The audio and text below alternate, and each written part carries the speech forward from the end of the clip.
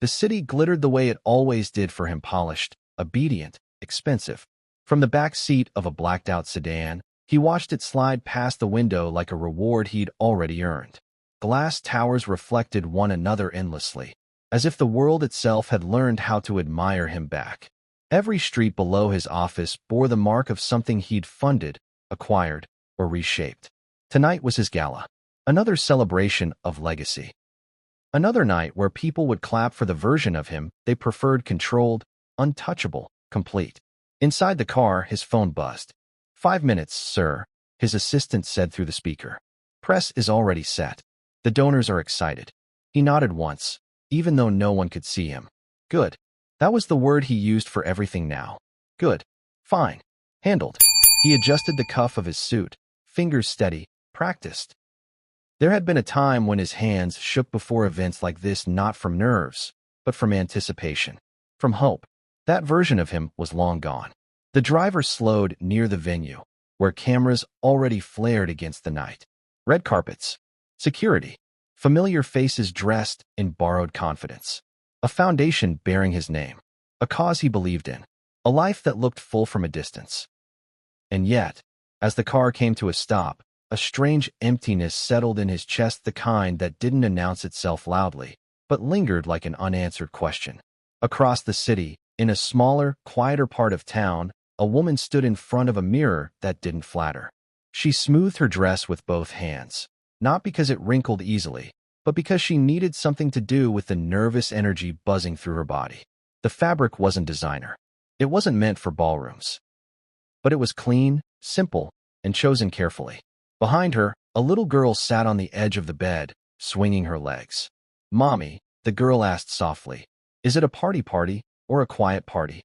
The woman smiled, though it didn't quite reach her eyes. "A quiet one," she said. "Lots of grown-ups talking." The girl made a face. "That sounds boring." "It will be," the woman agreed gently. "But we won't stay long." She turned and knelt in front of her daughter, adjusting the small bow in her hair. The child's eyes were bright, too observant for her age, too perceptive for comfort. "Remember," the woman said, keeping her voice calm, "you stay close to me tonight." "Okay," the girl nodded. Then, after a pause, she asked the question the woman had been dreading all week. "Is he going to be there?" The woman's hands stilled. She took a breath before answering. "Yes." "Is he nice?" The question landed harder than it should have. "He's complicated," she said finally. "Like a lot of people." The girl considered this, then shrugged. Okay, that was the thing about children. They accepted what adults struggled to name. The woman stood and reached for her coat, her reflection staring back at her, older than she felt, stronger than she ever expected to be. She had survived years she didn't talk about, choices she didn't regret, even when they hurt.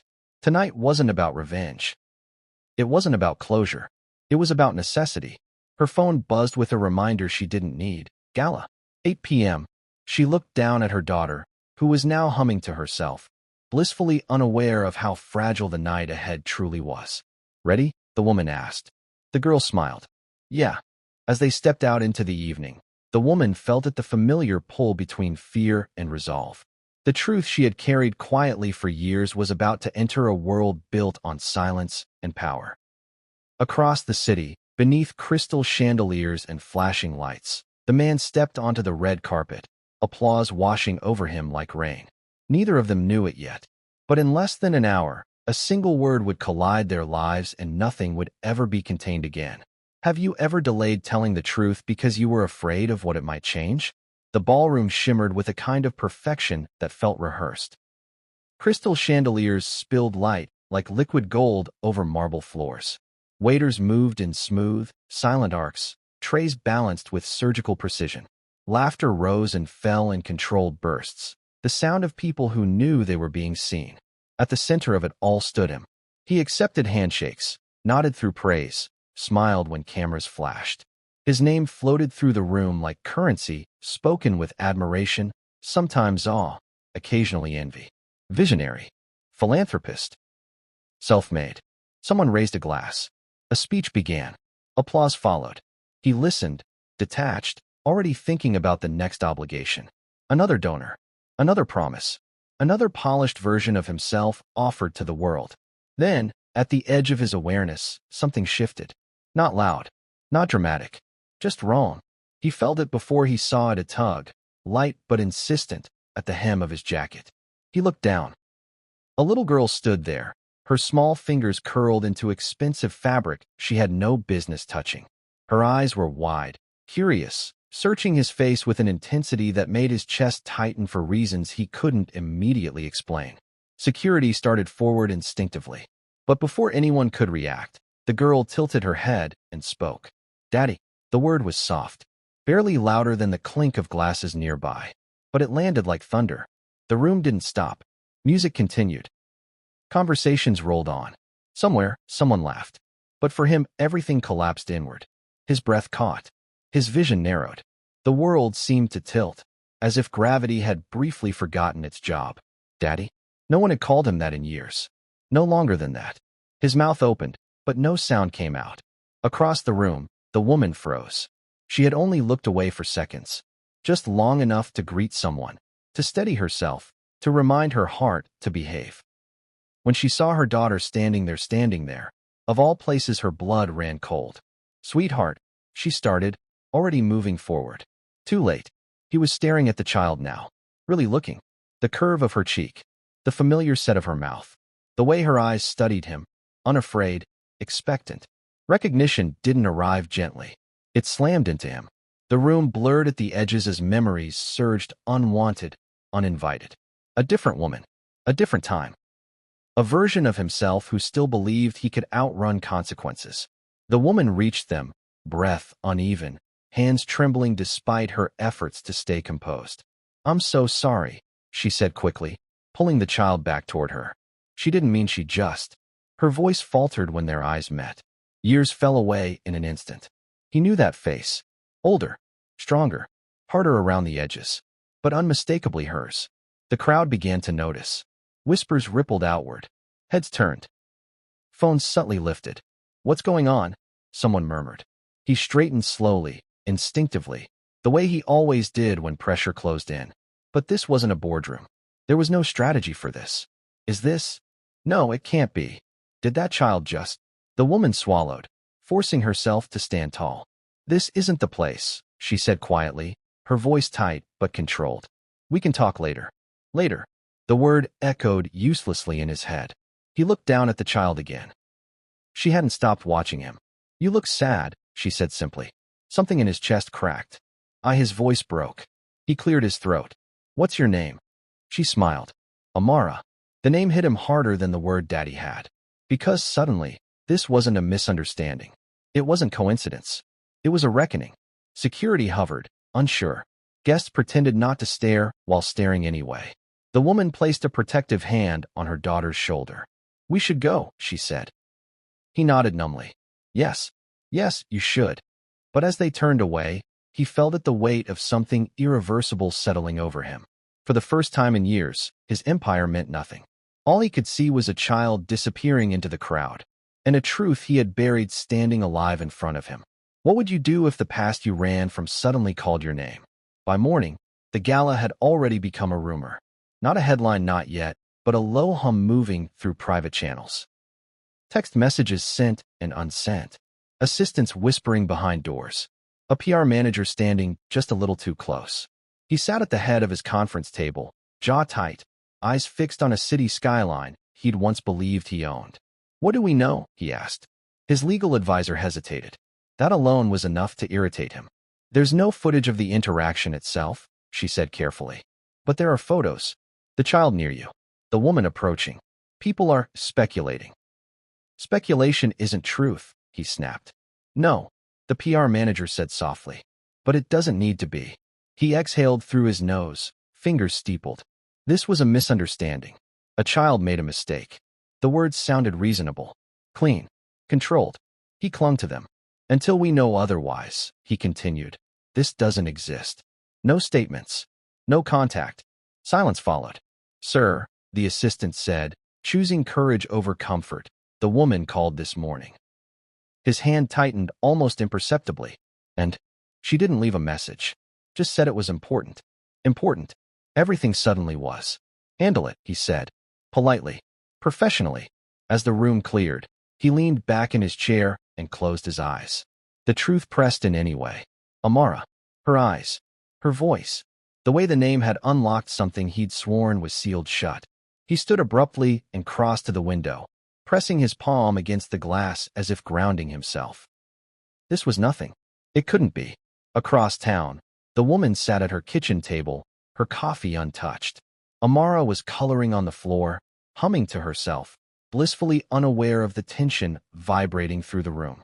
"You were very brave last night," the woman said, keeping her voice neutral. The girl looked up.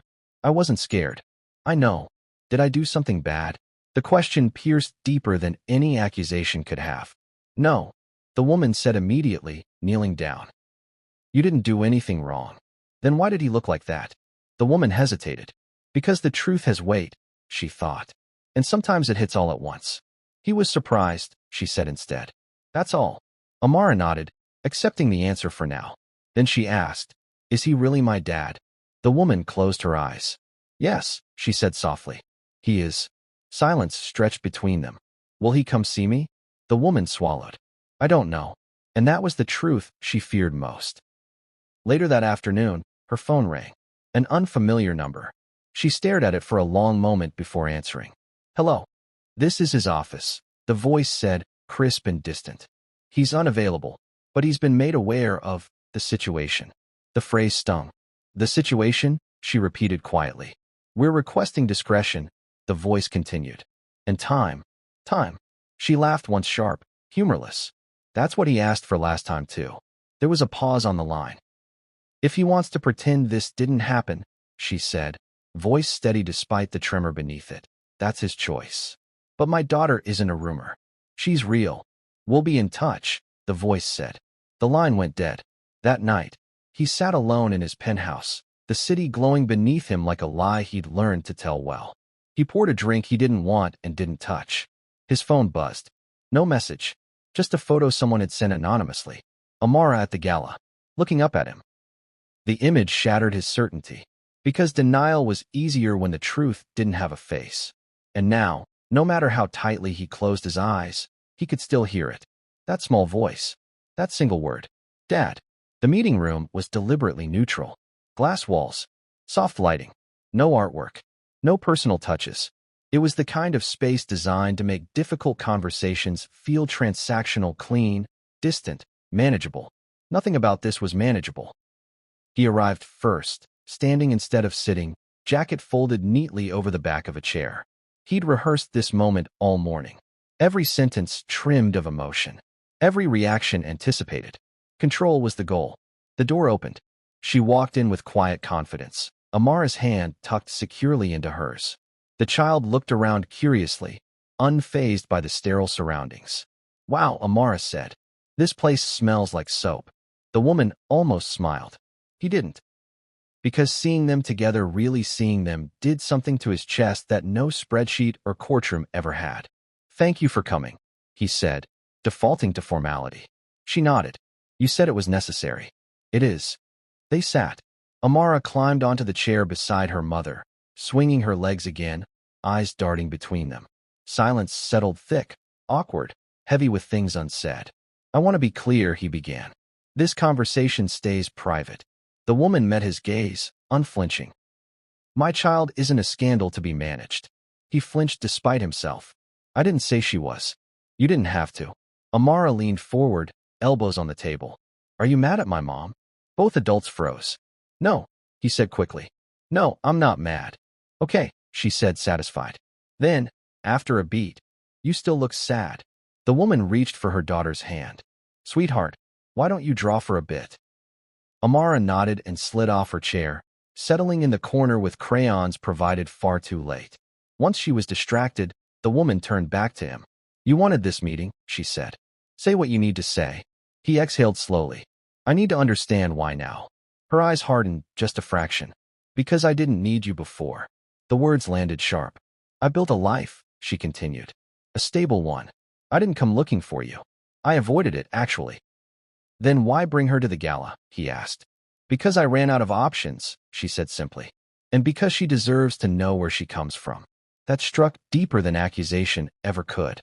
He looked toward Amara. She was humming again, coloring something with intense concentration. She called me Dad, he said quietly. Did you tell her to? No. The woman replied immediately. I never would. He studied her face, searching for deception and finding none. She figured it out, the woman continued. Kids see things adults ignore. He swallowed. I didn't know, he said. About her. About this. I know, she said. You didn't stay long enough to know anything. There it was. The truth without theatrics. The room felt smaller now. What happens next? He asked. The woman hesitated. Not because she didn't know, but because saying it aloud made it real. That depends, she said. On whether you're willing to be honest. With whom? With yourself, she said. And eventually with her. Amara suddenly looked up from her drawing. Can I show you something? She patted over and held up a picture, 3 stick figures holding hands. One tall, one medium, one small.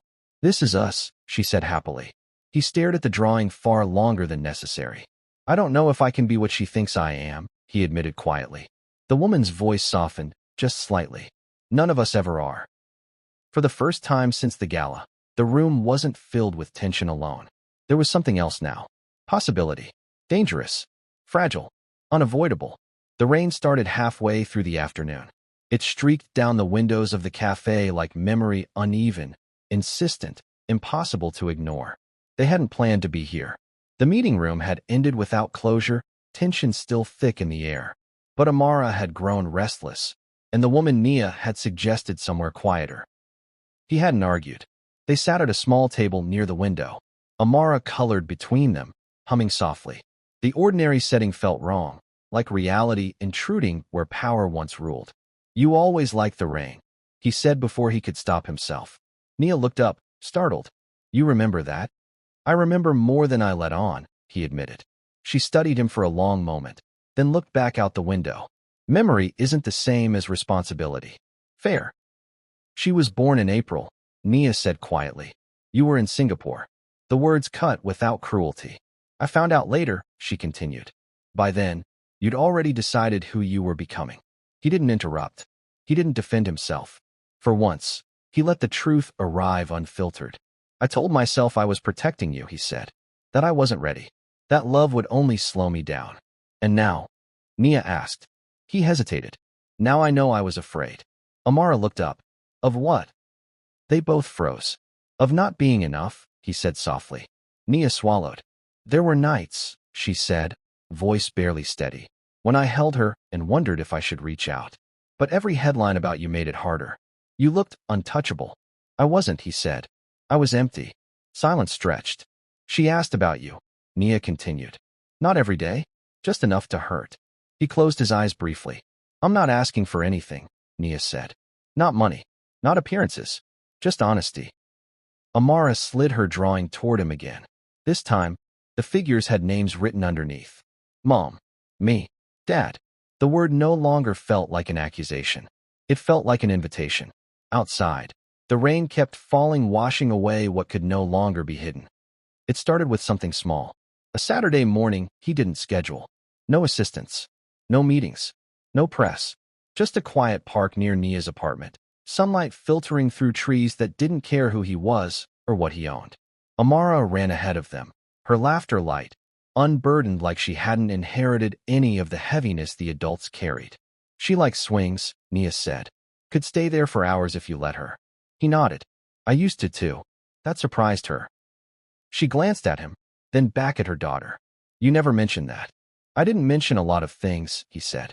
Amara climbed onto the swing and looked back at them expectantly. Are you coming or just standing there?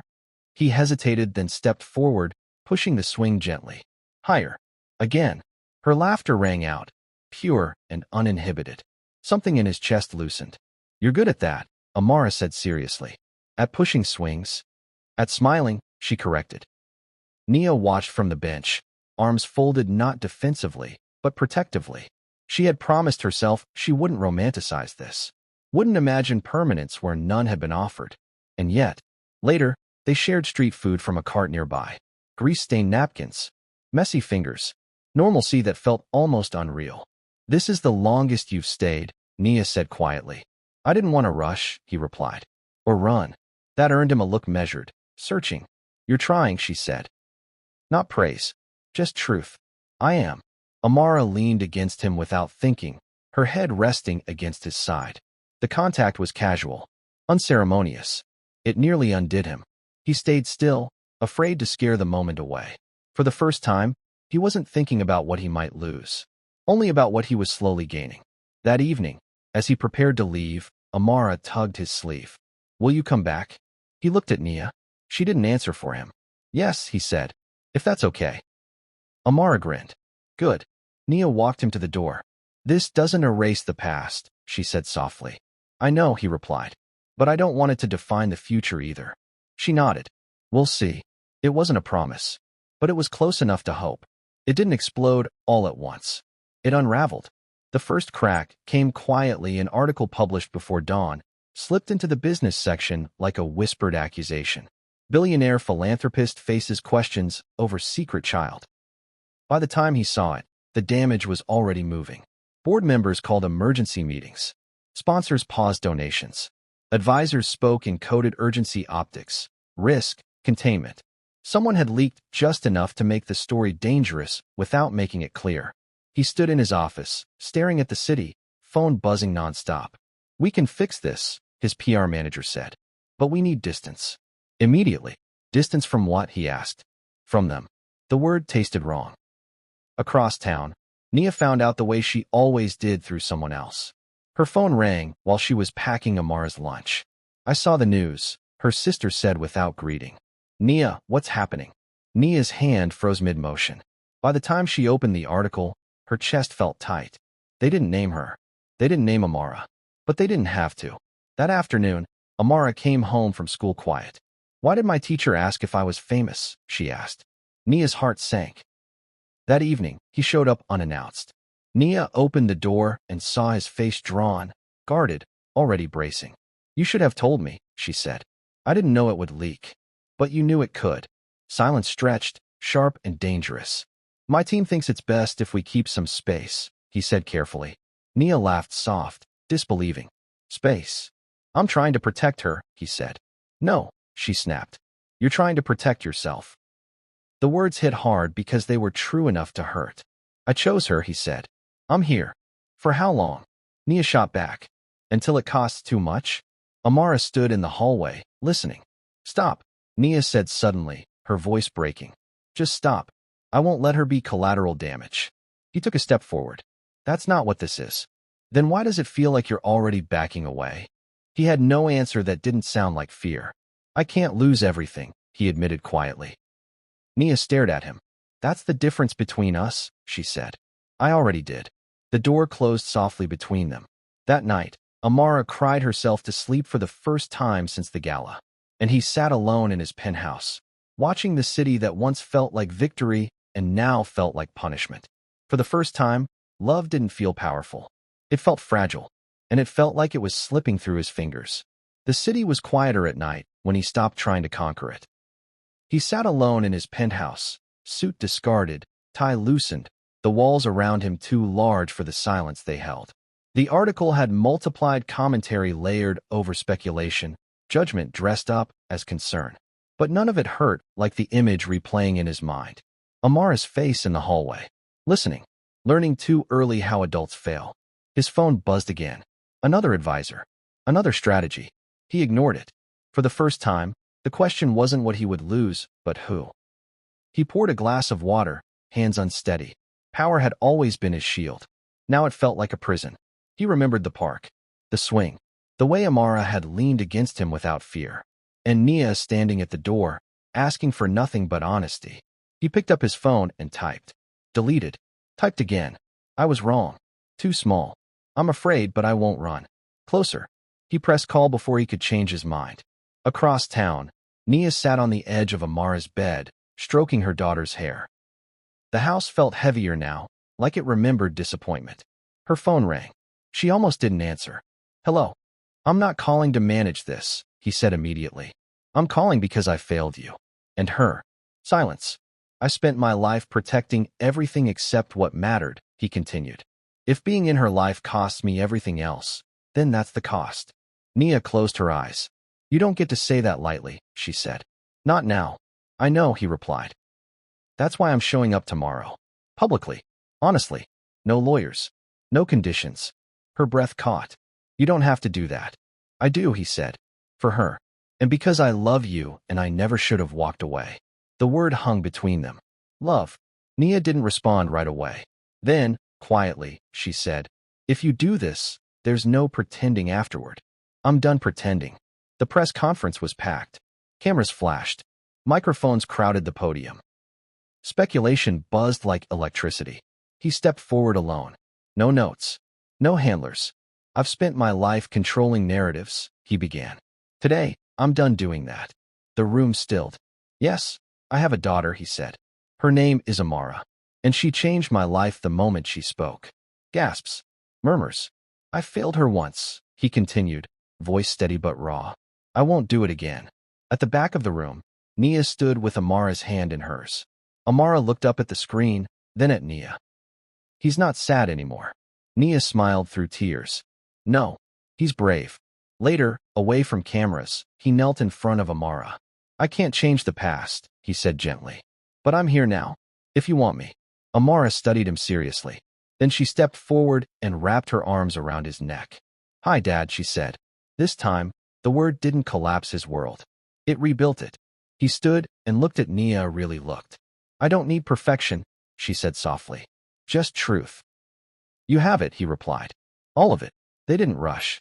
They didn't pretend it was easy. But they chose each other. And for the first time, love wasn't something that arrived too late. It was right on time. Do you believe love is about timing or courage? Let me know what you think in the comments.